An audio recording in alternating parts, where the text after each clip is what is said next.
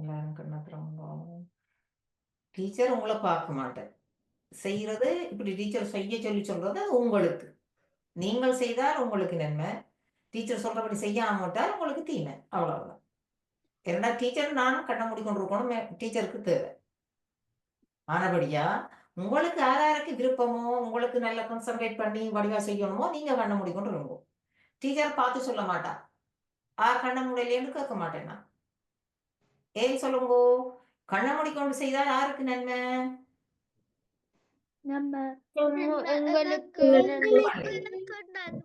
கண்ண மூடிக்கொண்டு செய்யாட்டில் யாருக்கு தீமை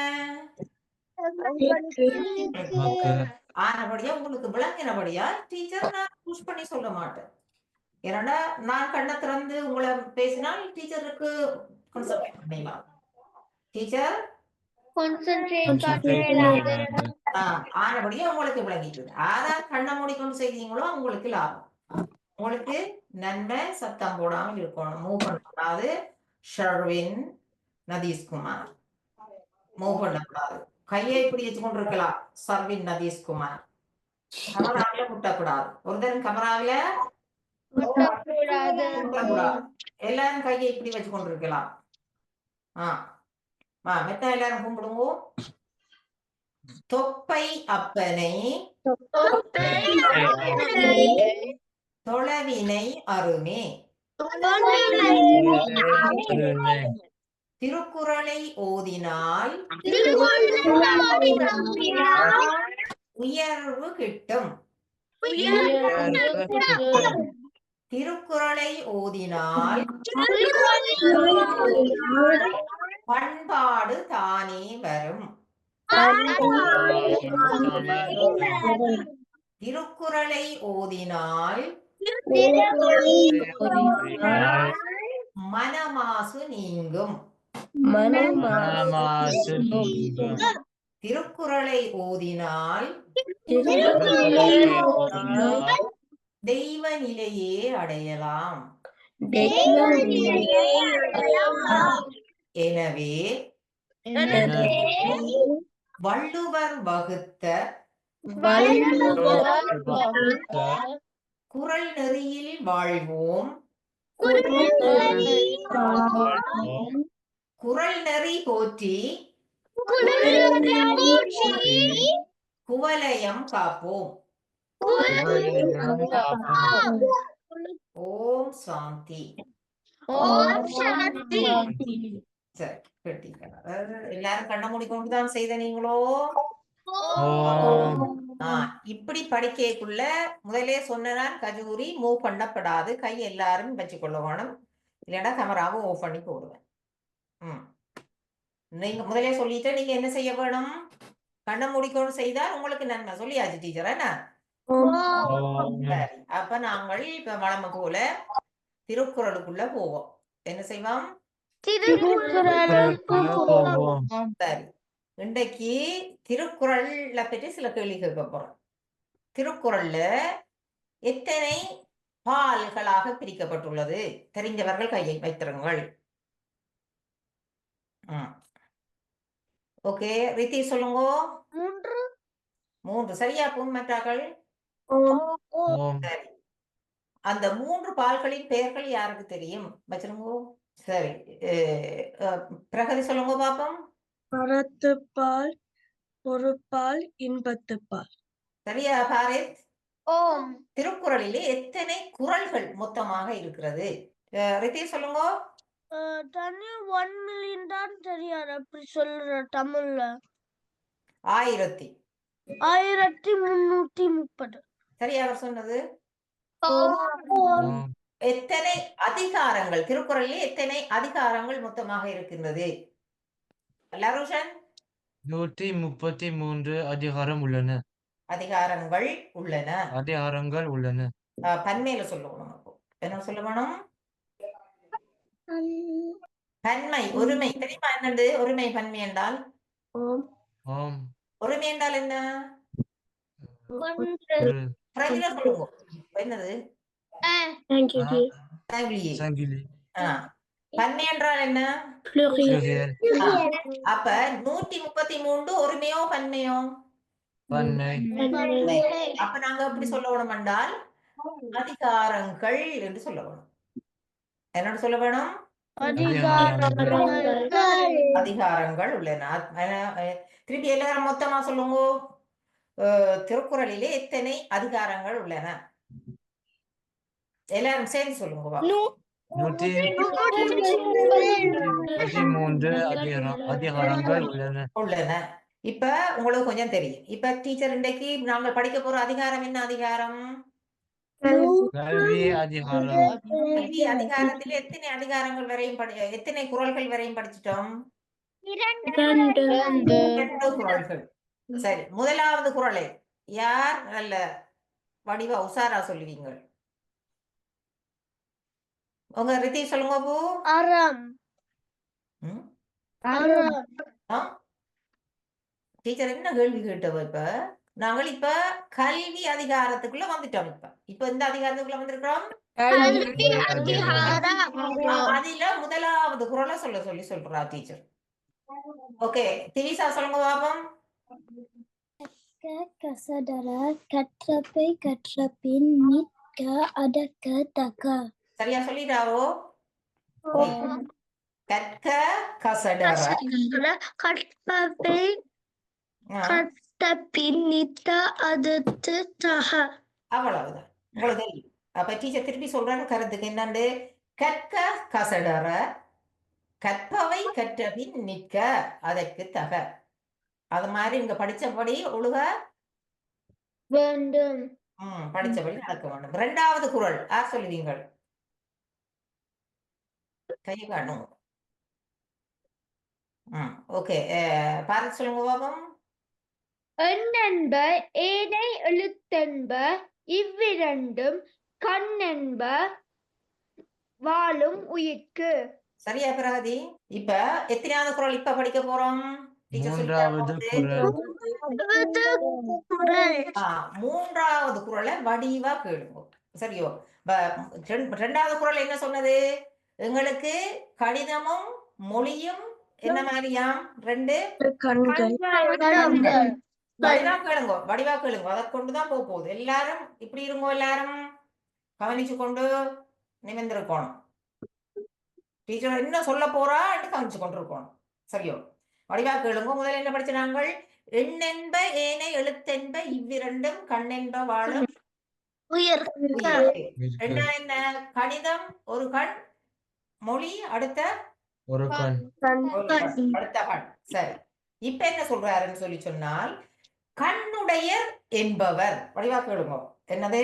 கண்ணுடைய. நீங்க திருப்பி டீச்சரே என்னதுன்னு கேள்வியை கேட்டு போட்டு டீச்சரே சொல்லுவா. நீங்க ஜஸ்ட் கேட்டுக்கொண்டிருப்போம். இப்ப ஒரு தரம்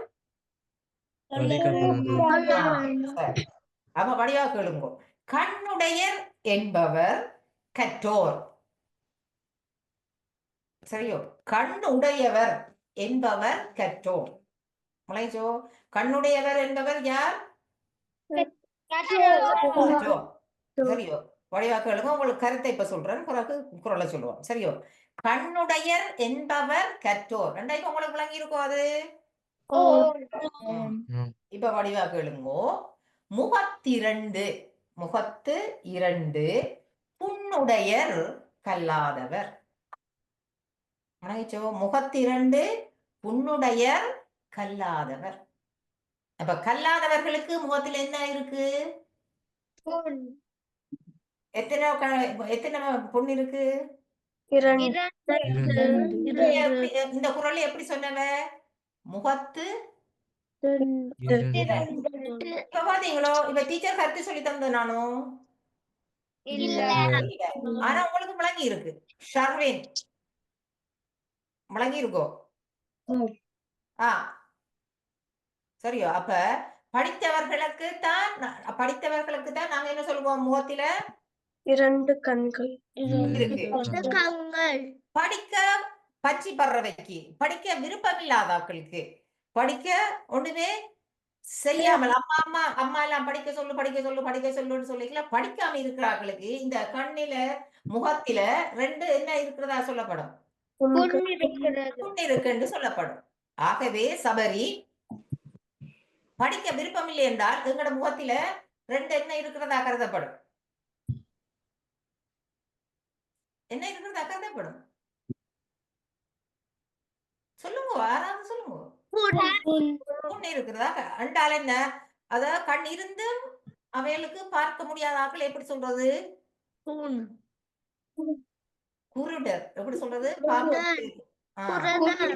என்று சொல்லுவீனா? சரியோ? கண் இருந்து அவைக்கு அந்த கண்ணில பார்வை இல்லை. அவைகளால கண்ணால பார்க்க முடியாதென்றால் அறிவு அறிவு உள்ளுக்குள்ள. அதாவது உங்களால யோசிச்சு இப்ப ஒன்றும் ஒன்றும் 2 என்றது நாங்க சொன்னாங்களே இல்ல முதலாவது 3வது கண் இங்க இருக்குன்னா ஓம் அந்த கண்ணுக்குள்ளால நாங்கள் பார்த்து மூளைக்குள்ள வருது என்ன ஒன்றும் ஒன்றும் எத்தனை 2 எங்களுக்கு என்னென்ன தெரியுது அந்த கண்ணுக்குள்ளால பார்த்து தெரியுது முழங்கிச்சோ ஓம் அதே போலதான் இப்ப நாங்க ஒரு பூ இருக்குண்டா அந்த பூவை இந்த கண்ணால பார்த்து அந்த அறிவாலதான் நாங்கள் முதல்ல அம்மா நாங்க குழந்தை பிள்ளையா இருக்க அம்மா காட்டி தந்திருப்பா இது பூ இது புத்தகம் மண்டு முத்தி சின்ன கூட சொல்லி தந்திருக்கிறோம் சரியோ அதுக்கும் ஒரு கல்விதான் அதுக்கும் ஒரு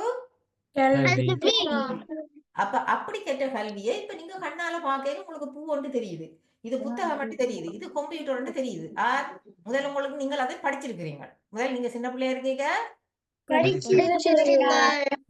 அப்ப அதை நீங்க படிக்காவிட்டால் கம்ப்யூட்டரை பார்த்து நீங்க கம்ப்யூட்டர் சொல்லுவீங்களோ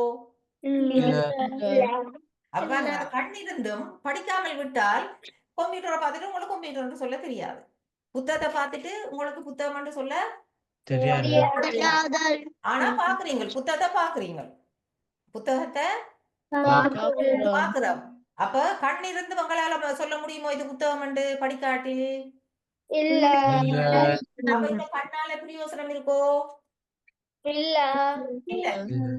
அதே போலதான் இப்ப நீங்க பள்ளிக்கூடத்துல படிக்கிற பாடம் இப்ப வாசிக்கிறீங்க பார்ல பிரான்ஸ் சொல்றீங்க அது படிக்காமல் விட்டால் அது உங்களுக்கு விளங்குமோ அது இல்ல காரணம் என்ன அப்ப அந்த கண் இருக்குது ஆனா உங்களால ஏன் வாசிக்க முடியாம இருக்கு படிக்க பழகிச்சோ இப்ப பழகிச்சோ ஏன் சொல்லப்படுது அப்ப கண் இருந்து நீங்க கல்வி கற்காமல் விட்டால் இந்த கண் இருக்கிறதால பிரயோசனம் இருக்கோ சரியோ இப்ப என்னண்டு பழகிச்சோ ஏன் புண்ணு சொல்லிச்சிடமுண்டு உங்களுக்கு ஆவேசம் படிக்காமல் விட்டிருந்தால் உங்களுக்கு அந்த லெட்டர் ஆவ பார்த்தா உங்களால வாசிக்க முடியாது தட் மீன்ஸ் கண் இருந்து கொண்டு கண் இல்லாமல் இருக்கிறதும் பிரயோசனம் இல்லை ஒன்றுதான் அதனால்தான் என்ன சொல்லப்படுது நாங்கள் வடிவா கவனிக்கணும் நாங்கள் கல்வி கற்க விருப்பம் இல்லாமல் கல்வி கற்காமல் இருந்தால் அஸ்வினி ஆரணி அஸ்வின் விளங்கிருக்கோ டீச்சர் என்ன சொல்றேன் அப்ப அஸ்வினி சொல்லுங்க அப்ப டீச்சர் என்ன சொன்னது ஒன்றும் புரியாது என்றால் நாங்கள் என்ன சொல்லப்படுது இங்க திருக்குறள் என்ன சொல்லப்படுது படிக்காட்டில் ஒன்றும் தெரியாட்டில் எங்களுக்கு கண் இருந்தும் அப்ப யாருக்கு கண் இருக்குன்னு சொல்றாரு இங்க வள்ளுவர் கற்றவர்களுக்கு படிக்க விரும்புறவர்களுக்கு தான் 2 கண் படிக்க விருப்பம் இல்லாதவர்களுக்கு இந்த 2ம் அது 2 இப்படி கொஞ்சம் பள்ளமா இருக்கிறபடியே அது புண்ணு சொல்லிடணும் சரியோ ஓகே அப்ப இனி வடிவா கேளுங்கோ இப்ப புழங்கப்படுத்தியாச்சு கேளுங்கோ கண்ணுடையர் என்பவர் முடியுமா பாப்போம் கற்றோர் முகத்திரண்டு புண்ணுடையர் கல்லாதவர் இப்ப கருத்து விளங்கினோட நீங்க சொல்லிட்டீங்க டீச்சர் எவ்வளவு சந்தோஷமா இருக்கு ஆனா நீங்க இப்பதான் டீச்சர் சொன்னதே இப்ப படிக்கிறீங்க ஓகே இதுதான் நீங்க பாடமாக்கணும் சரியோ அப்ப வடிவாக்குகளுங்கோ கண்ணுடையர் என்பவர் கற்றோர் இதை ஞாபகப்படுத்திக் கொள்ளுங்க முகத்திரண்டு புண்ணுடையர் கல்லாதவர் மூன்றையும் சேர்த்து சொல்லப்படும் மூன்றையும் சேர்த்து நீங்கள் முதலாவது குறள் என்ன சொன்னது முதலாவது குறள் யார் சொல்லுவீங்கள் கருத்து மட்டும் குறள் இல்ல கருத்து எமக்கு தேவையான விடயங்களை கற்க வேண்டும் அதை விளங்கி கற்க வேண்டும் அதன் பிறகு அதன்படி நடக்க வேண்டும் 2வது குறளை கருத்து சொல்லுங்க 2வது குரலை மனசுக்கு நினைச்சிட்டு குரல் சொல்லுவோம். எண்ணென்ப ஏனை எடுத்தென்ப இவ்விரண்டும் கண்ணென்ப வாழும். கணிதமும் மொழியும் எமது மனித குலத்தின் 2 கண்கள். ஏனெனில் அது எமது நன்வாழ்விற்கு உதவுகிறது. கட்டிக்காரம். 3வது பிண்டை படிச்சது என்ன? கண்ணுடையர் என்பவர் கற்றோர் முகத்திரண்டு உன்னுடையர் கல்லாதவர். கருத்து சொல்லுங்க. கற்றவர்களுக்குத்தான் 2 கண். ஒப்பீடு இல்லை இங்க, ஒன்றுமே ஒப்பீடு இல்லை இங்க. என்னது? கற்றவர்களுக்குத்தான் உள்ள இந்த 2 கண்ணையும் கண்ணென்று சொல்லுவோம். படித்தவர்களுக்குத்தான் நாங்க என்ன சொல்லுவோம்? அவர்களுக்கு 2 கண் இருக்குன்னு சொல்லுவோம். படிக்காதவர்களுக்கு என்ன சொல்லுவோம்? படிக்க விருப்பம் இல்லாதவர்களுக்கும். அவைக்கு தெரியாது என்ன இதை காட்டினால் அவைக்கு இப்ப பிறந்த பிள்ளைக்கு இதை காட்டினா அந்த பிள்ளைக்கு தெரியுமா இது புத்தகம்? இல்ல. அப்ப பார்த்தும் பிள்ளை சொல்ல மாட்டேன். அப்ப என்ன சொல்லுவோம்? படிக்காதவர்களுக்கு இந்த 2 கண்ணும் கண் இருந்தும் பிரிவ சொல்லவில்லை. ஏன்னா அது ஒப்பீடு இல்லையா? இங்க ஒப்பீடு இல்லை, இங்க ஒப்பீடு இல்லை. சரியோ? அப்ப என்ன சொல்லுவோம்? படித்தவர்களுக்கு மட்டுமே இந்த 2 கண்களும் கண்களாக இருக்கும். படிக்காதவர்களுக்கு இந்த 2 கண்களும் என்னவாக இருக்கும்? சரி, இந்த 3 இந்த கருத்தையும் நீங்க வடிவா சொல்லணும் எல்லாரும். சரியோ? சரிய பூ. நன்றி, வணக்கம். அடுத்த வாரம்